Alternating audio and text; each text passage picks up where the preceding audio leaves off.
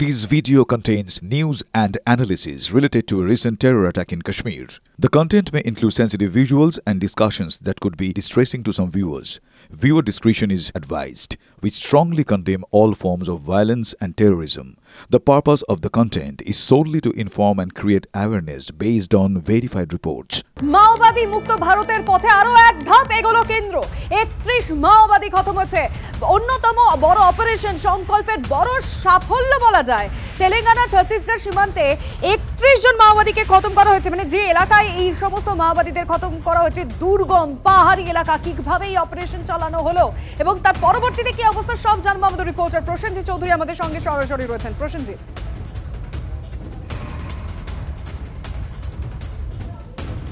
দেখো, পেহেলগামে যেদিনকে হামলা হলো ঠিক তার আগের দিন এই অপারেশনটা কিন্তু শুরু করা হয়েছিল, নাম দেওয়া হয়েছিল অপারেশন সংকল্প। গত 24 দিনে লাগাতার দফায় দফায় অভিযান হচ্ছে বিস্তীর্ণ এলাকায়, কারণ ভারত চাইছে 2026-এর মার্চের মধ্যে এই দেশকে মাওবাদ মুক্ত করতে। সেই কারণেই কিন্তু বাড়তি এমফেসিস দিয়ে ওই বিস্তীর্ণ এলাকা, যেটা ছত্তিশগড় তেলেঙ্গানা, এই যে বিস্তীর্ণ দুর্ভেদ্য জঙ্গল পাহাড়ি এলাকা, সেই এলাকায় বাছাই করা বাহিনীগুলোকে নিয়ে গিয়ে সার্বিকভাবে অভিযান চালানো হচ্ছিল। সেই অভিযানে অবশেষে সাফল্য এলো। গত 24 দিনে অন্তত 31 জন শীর্ষ মাওবাদী জঙ্গিরা মারা গিয়েছেন বলে খবর, এবং তাদের দেহ উদ্ধার করা গিয়েছে, যা কিনা ভারতের বড় সাফল্য। এবং এই সাফল্যের ক্ষেত্রে কিন্তু ইতিমধ্যেই দেশের প্রধানমন্ত্রী নরেন্দ্র মোদী এবং স্বরাষ্ট্রমন্ত্রী টুইট করেছেন। তারা সেনাবাহিনীকে জানিয়েছেন তাদের এই সাফল্যের জন্য অভিনন্দন। দেশ চাইছে ওই এলাকাগুলোতে লাগাতার অভিযান চালাতে, এবং এই অভিযানগুলো ইতিমধ্যেই কিন্তু প্রচুর বিস্ফোরক উদ্ধার হয়েছে, প্রচুর অস্ত্র উদ্ধার হয়েছে। সব মিলিয়ে ওই এলাকায় কিন্তু লাগাতার অভিযান চালাচ্ছে কোবরা ইউনিট, সিআরপিএফ এবং ওখানকার যে পুলিশের যারা বিশেষ প্রশিক্ষিত বাহিনীগুলো। সার্বিকভাবে অর্থাৎ দেশের বাইরের যে সীমানা, আমাদের দেশের যে মানচিত্র, সেই মানচিত্রের ক্ষেত্রে প্রতিবেশী দেশগুলোর ক্ষেত্রে আক্রমণ যেমন একেবারে ছবিটা দেখে বোঝা যাচ্ছে মাওবাদী খোঁজার কাজ জারি রয়েছে। ধন্যবাদ প্রসেনজিৎ। अमित शाह जी ने इस नक्सलवाद को ख़त्म करने के लिए 26 मार्च 2025 का एक समय सीमा निर्धारित की है। उसी समय सीमा को देखते हुए अब आप देख रहे हैं कि लगातार यहाँ पर अभियान चलाए जा रहे हैं। बटालियंस के जवान एक सम्मिलित होकर के एक संयुक्त अभियान को और एक सक्सेसफुल तरीके से 21 दिन तक चलाया गया, और जिसमें बहुत बड़ी उपलब्धि मिली।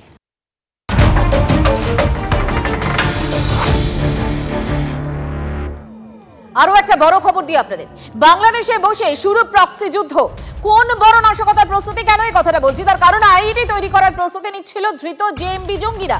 বাংলাদেশের জেএমবি নেতার নির্দেশেই নাকি এই প্রস্তুতি চলছিল। আগ্নেয়াস্ত্র জোগাড় করার চেষ্টা করছিল ধৃতরা। আর কি পরিকল্পনা ছিল? কোন বড় নাশকতার ছক? হিমাদ্রি আমাদের সঙ্গে রয়েছেন, কথা বলবো তার সঙ্গে। আমাদের প্রতিনিধি হিমাদ্রি, কি জানতে পারলে, কি তথ্য রয়েছে আমাদের কাছে? একেবারেই গত 9 তারিখ, এই মাসের 9 তারিখ আমরা দেখেছিলাম যে শাহ ইমাম শেখ এবং আজমাল হোসেন, এই দুজনকে গ্রেপ্তার করা হয়েছিল নলহাটি এবং পাইকর থেকে। জেএমবি জঙ্গি সন্দেহে তাদের প্রথমে আটক করা হয় এবং তাদেরকে পরবর্তী ক্ষেত্রে গ্রেপ্তার করা হয়। এবং এই দুইজন জেএমবি জঙ্গিকে জেরা করে কিন্তু আরও একজনের নাম জানতে পারে, তাকে দক্ষিণ 24 পরগনা থেকে আটক করা হয় আব্বাস উদ্দিন মোল্লা নামে। এই তিনজনকেই কিন্তু জেরা করা হয়, এবং জেরাতেই কিন্তু এই বিস্ফোরক তথ্য উঠে এসেছে যে আইডি তৈরির পরিকল্পনা করছিল, পাশাপাশি যে তারা অস্ত্রশস্ত্র এখানে জোগাড় করারও চেষ্টা করছিল। তাহলে কি প্রশ্ন উঠছে যে এই বীরভূম জেলা তথা এই বাংলাকে কি এবার অশান্ত করার চেষ্টা হচ্ছে? এই প্রশ্ন যেমন একদিকে উঠছে, পাশাপাশি তাদের নেটওয়ার্কের ব্যাপারেও কিন্তু খোঁজ খবর চালানো হচ্ছে। শুধু কি এই তিনজনেই এখানে ছিল, নাকি তাদের সঙ্গে আরও শাখা পোশাখা রয়েছে, তাদের নেটওয়ার্ক আরও বিস্তৃত হয়েছে? এই সমস্ত কিন্তু বিচার করে তাদেরকে জিজ্ঞাসাবাদ করা হচ্ছে। পাশাপাশি প্রশ্ন উঠছে, যখন পেহেলগাঁওতে 26 জনকে জঙ্গিরা গুলি করে খুন করলো, দেশ জুড়ে যখন অপারেশন চালানো হচ্ছে, ঠিক সেই সময়েই কিন্তু বাংলাদেশের জঙ্গি জেএমবি তারা গ্রেপ্তার হচ্ছে। একের পর এক, পরপর দুদিনে 3 জন জঙ্গি গ্রেপ্তার হলো এই বীরভূম জেলা জুড়ে। প্রশ্ন উঠছে নিরাপত্তা নিয়ে, যেমন একদম এসটিএফ তাদেরকে গ্রেপ্তার করে। এবং এই যে শাহ ইমাম শেখ, তিনি থাকতেন মেটিয়াবুরুজে, তিনি একটি দর্জির দোকানে কাজ করতেন। সেখানে আপাতত তোমাকে ধন্যবাদ।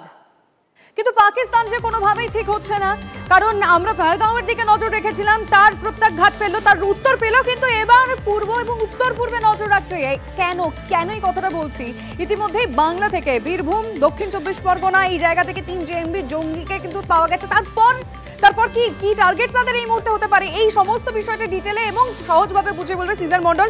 এই মুহূর্তে আমার সঙ্গে নিউজ রুমে রয়েছেন সিজার।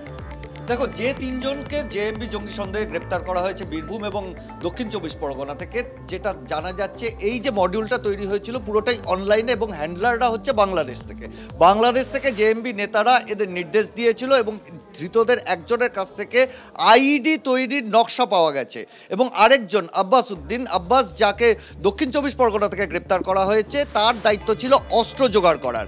গোয়েন্দারা জেরা করে জানতে পেরেছেন বাংলাদেশ থেকে হ্যান্ডলাররা তাদের এই নির্দেশ দিয়েছিল, কিন্তু কি করতে হবে সেটা বলেনি এবং সেটা সময় মতো জানিয়ে দেওয়া হবে।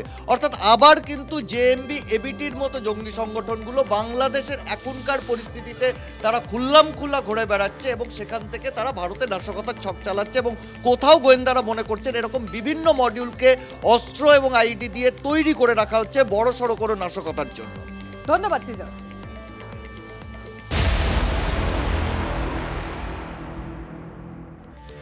এদিকে বাংলাদেশেও তো চরম ডামাডোল।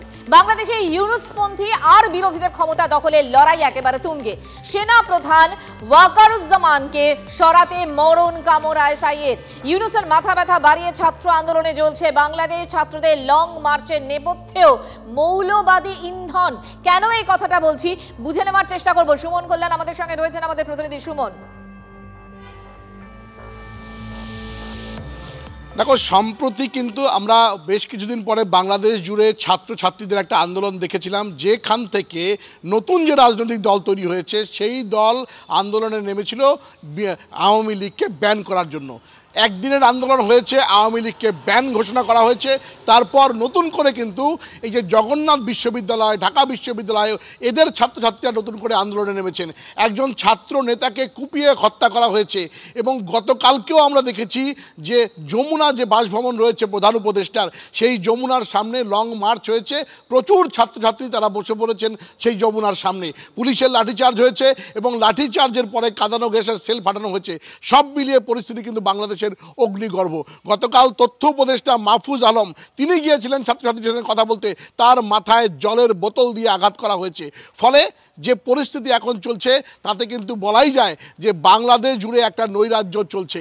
গত জুলাই আগস্টে যে ছাত্র আন্দোলন দেখেছিল, বৈষম্য বিরোধী আন্দোলন দেখা হয়েছিল, আবারও কিন্তু নতুন করে একটা অন্যভাবে আন্দোলন কিন্তু হচ্ছে। আর যেই সময় হচ্ছে সে সময় সেটা কিন্তু এই আওয়ামী লীগকে বরখাস্ত। নজর রাখো আপাতত। তোমাকে ধন্যবাদ।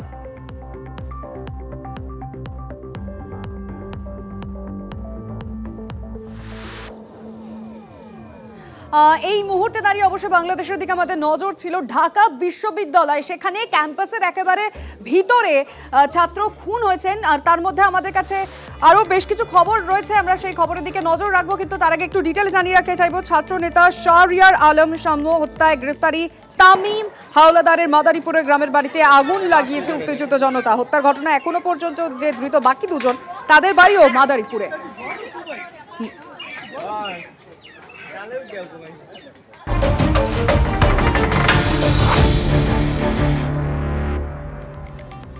সীমান্ত এলাকা থেকে ফের গ্রেফতার বাংলাদেশি। দক্ষিণ দিনাজপুরের পতিরাম থানার মাধবপুর সীমান্ত দিয়ে বাংলাদেশে পালানোর সময় বিএসএফ এর হাতে ধরা পড়েন সন্তান সহ এক বাংলাদেশি মহিলা। বালুরঘাট জেলা আদালতে তোলা হলে 14 দিনের জেল হেফাজতে নির্দেশ দিয়েছেন বিচারক। মহিলা ধরা পড়লেও তার স্বামী সহ পরিবারের অন্য সদস্যরা পালিয়ে গিয়েছেন। মহিলাকে জিজ্ঞাসাবাদে উঠে এসেছে চাঞ্চল্যকর তথ্য। জানা গিয়েছে বছর খানেক আগে এ রাজ্য দিয়েই অবৈধভাবে বাংলাদেশ থেকে ভারতে ঢোকেন ওই বাংলাদেশিরা। অনুপ্রবেশের পর বাংলা থেকে রাজস্থানের জয়পুরে কাজ করতে যান। ভারত পাক উত্তেজনা পরিস্থিতিতে রাজস্থানের নিরাপত্তা জোরদার করা হয়েছে, আর তাই সেখান থেকে পালিয়ে বাংলায় চলে আসেন তারা। দালালের মাধ্যমে দক্ষিণ দিনাজপুরের ভারত বাংলাদেশ সীমান্ত দিয়ে ওপারে পালানোর ছক ছিল এই অনুপ্রবেশকারীদের। মহিলাটি বাংলাদেশের পার্বতীপুর বলে একটি জায়গা আছে, সেই জায়গা থেকে বিলং করে। বেশ কয়েক বছর আগে সে তার হাজব্যান্ড এবং আরও কয়েকজনের সাথে রিলেটিভদের সাথে ভারতে এসেছিল এবং তারা রাজস্থানের কোনো একটা জায়গায় অ্যাজ ডে লেবার তারা কাজ করত। তো বর্তমানে আমাদের নিরাপত্তাজনিত যে কড়াকড়ি, সেই কারণেই তারা রাজস্থান থেকে পালিয়ে আসে এবং আমাদের বাংলার এই সীমান্ত দিয়ে বাংলাদেশ যাওয়ার চেষ্টা করছিল।